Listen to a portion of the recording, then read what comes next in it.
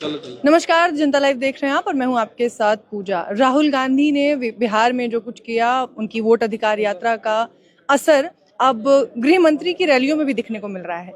लेकिन उसके अलावा उन्होंने जेन जीस पर जो एक जिम्मेदारी सौंपी है संविधान को बचाने की, वोटों को बचाने की, उसको लेकर एक तरफ तो उनका नैरेटिव और दूसरी तरफ जिस तरीके से जो मीडिया है, नेशनल मीडिया इस देश की, वो उसे जिस तरीके से प्रेजेंट कर रही है कि उन्होंने युवाओं को भड़काने की कोशिश की। जो कुछ नेपाल में हुआ, उस तरीके का माहौल वो इस देश में बनाना चाहते हैं। इसी विषय पर बात करने के लिए हमारे साथ इस वक्त प्रोफेसर रतनलाल जी मौजूद हैं। तो सर, कैसे देखते हैं आप? पहले तो राहुल गांधी ने जो जिम्मेदारी दी है जेन जीस को, वो, और उसके बाद नेशनल मीडिया जैसे इसे परोस रही है कि वो दंगा भड़काने की कोशिश कर रहे हैं, जैसे नेपाल में जो कुछ हुआ वो भारत में करवाना चाहते हैं, इसे कैसे देखते हैं? जो नेशनल मीडिया जिसको आप कह रहे हैं वो तो सब यहाँ पे है, वो तो मदारी मीडिया है, वो दिहाड़ी मीडिया है। हाँ, उसको तो सरकार से विज्ञापन लेना है, पैसा लेना है तो भौंकेगा, चिल्लाएगा, जो मर्जी है तोड़ मरोड़ के पेश करेगा। क्या राहुल जी ने कहा है कि सड़क पर उतर के विद्रोह कर दो? नहीं कहा ना। अगर वोट चोरी हो रही है, अब वोट चोरी का मतलब सिर्फ वोट चोरी नहीं है, वो तमाम संवैधानिक अधिकारों की चोरी है। कि वो समझिए आपकी शिक्षा की चोरी है, नौकरी की चोरी है, सब चोरी है। कैसा हो सकता है कि हर चुनाव दर चुनाव हम लोग जाते हैं और फील्ड में भीड़ नहीं होती है? भाजपा की इतनी रैलियां होती वहां भीड़ नहीं होती। और उसके बाद जब रिजल्ट आता है तो पता लगा 1.5 लाख से जीत गया। तो क्या जादू है उसमें? क्या जादू है?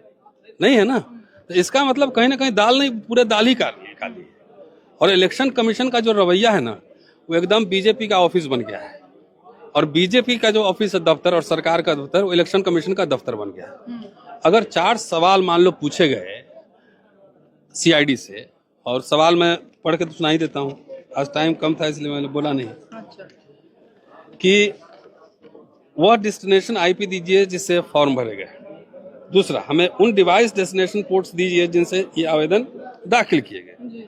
तीसरा और सबसे महत्वपूर्ण, ओटीपी ट्रोज दीजिए, क्योंकि आवेदन दाखिल करने के लिए ओटीपी लेना पड़ता है।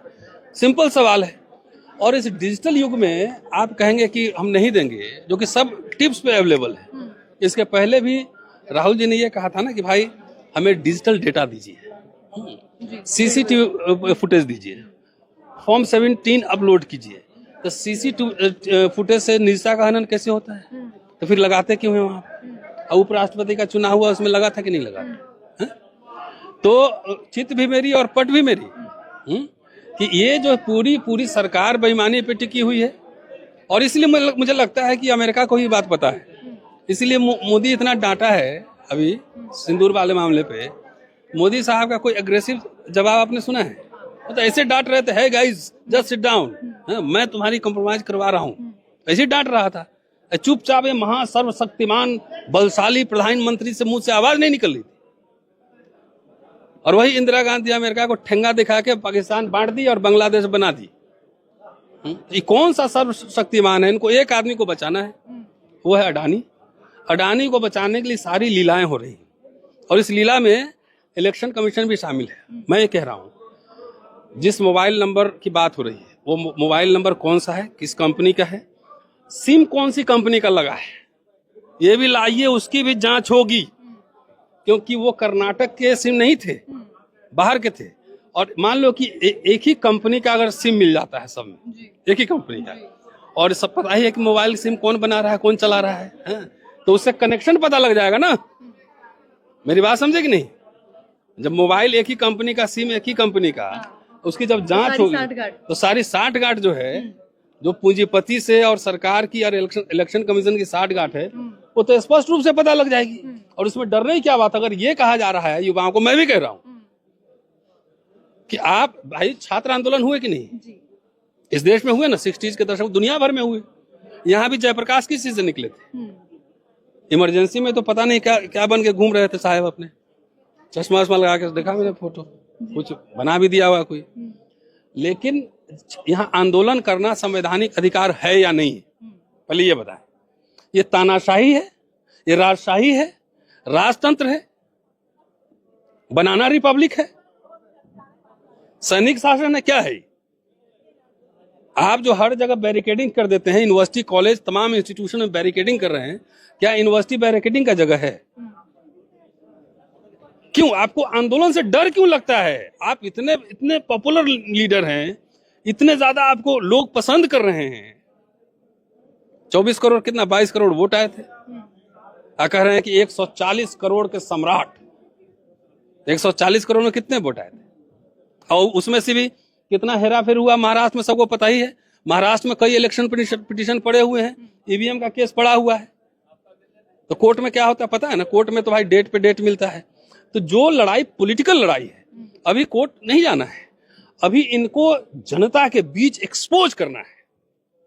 जनता की अदालत कोर्ट से भी बड़ी अदालत होती है।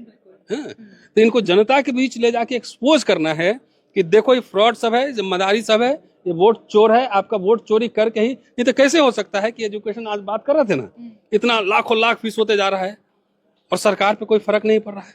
किसान 3 बिल ले आया, कोई लग रहा था कोई फर्क नहीं पड़ेगा।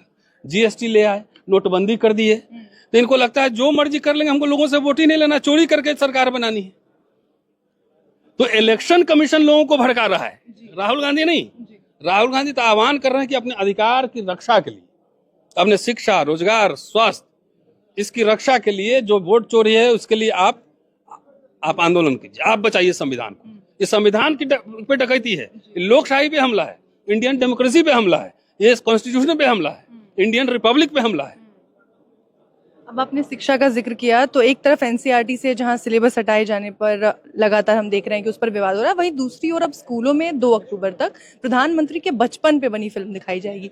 बच्चों को उनका जीवन संघर्ष, उनसे प्रेरणा देने के लिए बच्चों को दिखाया जा रहा है। कहाँ नेहरू और कहाँ मोदी है? लेकिन बच्चे देखेंगे तो मोदी का जीवन संघर्ष। कोई बात नहीं है, डिजिटल वर्ल्ड है मैडम। मेरे से ज्यादा मोबाइल और कंप्यूटर मेरा बेटा जानता है, मेरी बेटी जानती है। मेरी बेटी स्कूल में पढ़ती है और हंसती है। हाँ, हंसती है। ये इन्फिनिटी कॉम्प्लेक्स का सूचक है ना? आप डिलीवर कर नहीं पाए। एक सीरीज ऑफ स्कूल खोला आपने बच्चों के लिए, एक सरकारी स्कूल जैसे मान लिया नवोदय विद्यालय खुला या सेंट्रल स्कूल खुला, वैसा कोई फ्री ऑफ कॉस्ट एजुकेशन के लिए खुला, सब के लिए। अब ब्राह्मण भी पढ़ता, दलित भी पढ़ता, मुसलमान से तो आपको नफरत ही है, छोड़ दीजिए उसको। उसी के लिए ओबीसी कह के प्रधानमंत्री है, ओबीसी के लिए कुछ खोले आप। अरे कांग्रेस गवर्नमेंट ने तो ओबीसी को कम से कम सबसे बड़ा क्रांति किया कि एजुकेशन में रिजर्वेशन दे दिया, कांग्रेस ने दिया ना। ये तो ओबीसी कह रहे हैं, तो 11 साल हो गया प्रधानमंत्री बने हुए, ओबीसी कमीशन खोले, ओबीसी के लिए कॉलेज यूनिवर्सिटी खोला। एक भी public institution, public sector industry कुछ भी खोला कि बेचा। तो नेहरू से आप क्या कल्पना कर रहे हैं? जिस समय पाकिस्तान वहां पे सेना पे खर्चा कर रहा था, नेहरू यहाँ पे engineering college, medical college, university पे खर्च कर रहे थे। तभी ना वो 70 साल का कमाई है जो बेचा जा रहा है। ये आरएसएस बीजेपी का कमाई थोड़ी है जिसको बीजेपी और मोदी बेच रहे हैं। ये तो वही इंदिरा गांधी, नेहरू, राजीव गांधी जो बनाया था पब्लिक सेक्टर यूनिट, उसी को बेच रहे हैं। एक भी बता दीजिए ना, आप ही नाम बताइए, आप तो जर्नलिस्ट हैं, popular journalist. You tell me any institution, public institution, public enterprises खोला गया है 11 साल में। तो अपने फेलियर को छिपाने के लिए, अब नेहरू तो ना चाचा नेहरू बोलते थे, इनको कोई काका मोदी बोल रहा है, बोले ये बताओ हैं? मुझे नहीं पता है कि नेहरू जी अपना फिल्म बनवा के अपने जीवन काल में दिखवाए होंगे, नहीं। वो लोग लर्नेड आदमी थे यार, यूरोपियन लिबरलिज्म, सोशलिज्म, कहाँ कैम्ब्रिज से पढ़ के आया हुआ आदमी, और इस आदमी का डिग्री का ही पता नहीं। इलेक्शन कमीशन कह रहा है हम डेटा नहीं दिखाएंगे, अब मोदी जी कह रहे हैं कि हम डिग्री नहीं दिखाएंगे। दोनों में क्या कोर्ट ने मना किया है। चीज हाल, अब क्या कहलवाई का हमसे? किस किस तरह के डिसीजन आए हैं आप नहीं समझते हैं। तो मोदी जी आप, अच्छा कोर्ट से पहले तो आप दिखा देते ना। दिखाया तो था, अमित शाह ने, अरुण जेटली जी ने, सब फर्जी था। हाँ, दिखाइए। और यूनिवर्सिटी में कोई आपका दोस्त नहीं है। आप किरोड़ीमल कॉलेज में पढ़ी है ना, तो आप 20 साल बाद भी जाएंगे तो आपके 4 दोस्त मिल जाएंगे। एलुमनी मीट होता है ना, होता है, कोई बैचमेट होगा, कोई टीचर होगा, कोई प्रिंसिपल होगा, दोस्त होंगे, दुश्मन होंगे, कोई तो होगा। इनका एलुमनाई में दिल्ली यूनिवर्सिटी में नाम था, जाके पूछिए तो जरा सा। तो ये सब पूरा फर्जीवाड़ा है। इसलिए युवाओं जागो, अपने शिक्षा रोजगार के लिए जरूरत पड़े तो सड़क पे भी आओ। अब वोट चोरी के खिलाफ संघर्ष जरूरी करना है। शुक्रिया, बहुत बहुत शुक्रिया।